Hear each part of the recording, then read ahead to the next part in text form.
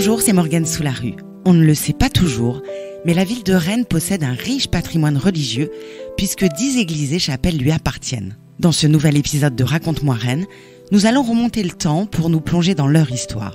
Je vous propose aujourd'hui d'en découvrir 5 et 5 autres dans le prochain épisode. Dans l'esprit de beaucoup de gens, qui dit église dit édifice privé. Après tout, la loi de séparation de l'église et de l'État de 1905 a entériné la désunion des deux. Mais en réalité, c'est un peu plus compliqué. Car si la loi pose bien le fait que la République ne reconnaît, ne salarie, ni ne subventionne aucun culte, les édifices religieux construits avant la promulgation de la loi restent la propriété des villes lorsqu'elles en avaient assuré la maîtrise d'ouvrage. Les églises les plus anciennes, elles, avaient été nationalisées à la Révolution française et les villes en avaient donc déjà récupéré la propriété. En résumé, les églises construites après 1905 appartiennent en général à l'église catholique, mais celles construites avant 1905 appartiennent pour la plupart aux villes. À Rennes, comme je vous le disais, elles sont au nombre de 10 et la plupart sont classées aux monuments historiques. Pour commencer notre exploration, dirigeons-nous vers la place Sainte-Anne. L'église de Saint-Aubin, alias Basilique Notre-Dame de Bonne-Nouvelle, donne l'impression d'avoir toujours été là, juste à côté du couvent des Jacobins. Eh bien, croyez-le ou non, mais il s'agit pourtant d'une église plutôt récente, tout juste antérieure à la loi de 1905, puisqu'elle a été terminée et inaugurée en 1904. Enfin, terminée, il faut le dire vite, car malgré 20 années de travaux, cet édifice imaginé par Jean-Baptiste Marteneau n'a jamais été achevé, ni à l'intérieur, où la décoration est plutôt pauvre, ni à l'extérieur, puisque sa façade principale n'a jamais été réalisée. À l'origine, sa construction faisait partie d'un plan beaucoup plus large de restructuration de la place Sainte-Anne, qui prévoyait notamment la percée d'une nouvelle voie pour prolonger la rue de l'Horloge. Mais ce plan-là, comme l'église, n'a jamais abouti. Alors pourquoi construire une église ici ? Eh bien, en fait, pour en remplacer une autre. À l'époque, la construction de l'église Saint-Aubin s'inscrivait dans un mouvement national de remplacement du parc immobilier paroissial dont je vous épargne les détails. Car juste à côté de l'édifice que nous connaissons aujourd'hui, sur la place Sainte-Anne donc, se trouvait auparavant une autre église qui portait le même nom. Une église qui avait d'ailleurs la réputation d'être le plus pauvre des sanctuaires de Rennes. Un bâtiment qui ne marquait pas vraiment les esprits donc, et qui avait même déjà failli être rasé en 1791 avec l'idée de récupérer ses matériaux pour aider à bâtir la cathédrale Saint-Pierre. Petite précision au passage, si les églises relèvent du patrimoine communal, les cathédrales sont aujourd'hui la propriété exclusive de l'État. Toujours est-il que le projet ne sera pas retenu et qu'il faudra finalement attendre 1904 pour que cette ancienne église soit rasée en même temps que la nouvelle sera inaugurée. Et si vous êtes curieux et que vous poussez les portes de l'église, une petite surprise vous attend sur l'un des vitraux puisque l'on y voit un char des forces alliées roulé sur un drapeau nazi. Oui, ça change des scènes religieuses. Allez, continuons la promenade jusqu'à l'église Saint-Germain, à quelques pas. Vous le savez peut-être, il s'agit de l'une des plus anciennes églises de Rennes, puisqu'elle a été construite entre 1470 et 1690. Et elle accueille un trésor, le plus ancien vitrail de la ville, qui est daté du XVIe siècle et qui est en réalité composé de plusieurs anciens vitraux de l'église. Petite curiosité également, le grand vitrail coloré derrière le chœur est en fait un réassemblage de vitraux détruits à la Révolution et qui avaient été assez miraculeusement retrouvés dans un tonneau au XIXe siècle. 2 œuvres en tout cas qui ont survécu au bombardement de la Seconde Guerre mondiale qui avait tout de même fortement endommagé l'église Saint-Germain. Et Saint-Germain n'est pas la seule église à avoir souffert des bombes. En fait, c'est l'occasion de vous parler de l'anomalie qu'est l'église Saint-Laurent à Maurepas. Car cette église ne s'est pas toujours trouvée là. Avant 1939, elle se trouvait près de la polyclinique Saint-Laurent.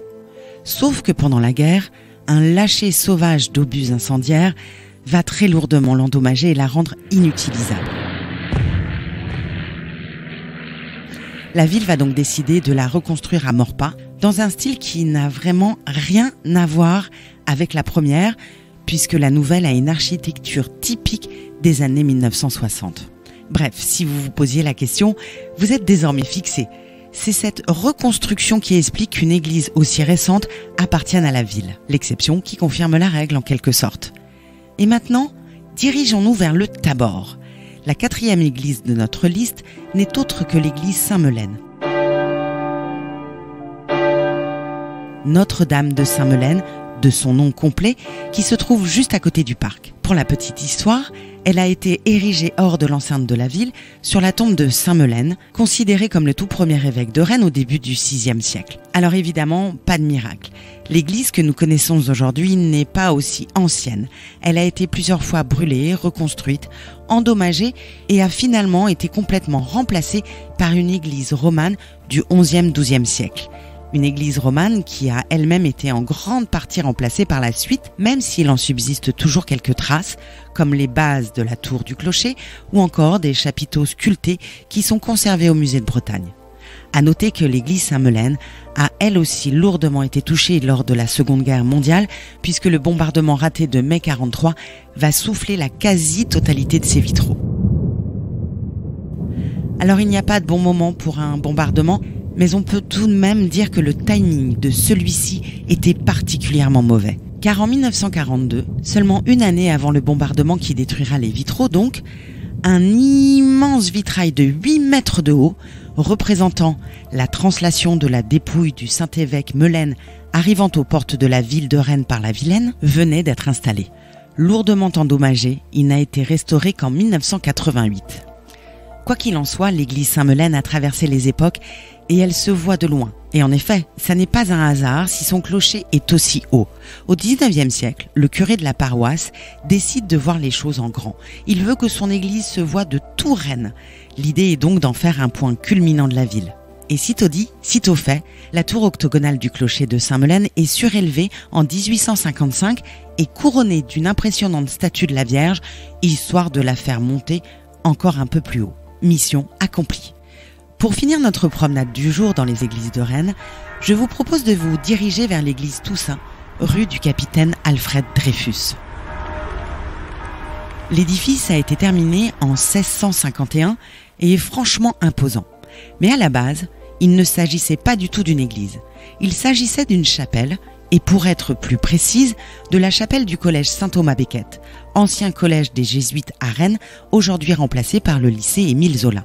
Quand le collège emménage en 1530 dans les bâtiments de l'ancien prieuré Saint-Thomas, 2 chapelles existent déjà. Sauf qu'elles sont trop petites. La ville contribue donc à en faire construire une 3e. Vous l'aurez deviné, il s'agit de l'actuelle église Toussaint. Alors forcément c'est grand, c'est chouette et tout le monde est content. Sauf que la vraie église Toussaint, ou en tout cas la première église paroissiale qui se trouve à 300 mètres de là, va brûler et être détruite au début du 19e siècle. Là, il ne sera pas question de reconstruction. La 3e chapelle du collège est tout simplement annexée, désolidarisée du lycée et rebaptisée église Toussaint. C'est donc cet édifice qui fait office d'église paroissiale depuis le 19e siècle. Notre voyage dans les églises de Rennes s'arrête ici pour aujourd'hui, mais je vous donne rendez-vous au prochain épisode pour découvrir la 2e partie de la saga.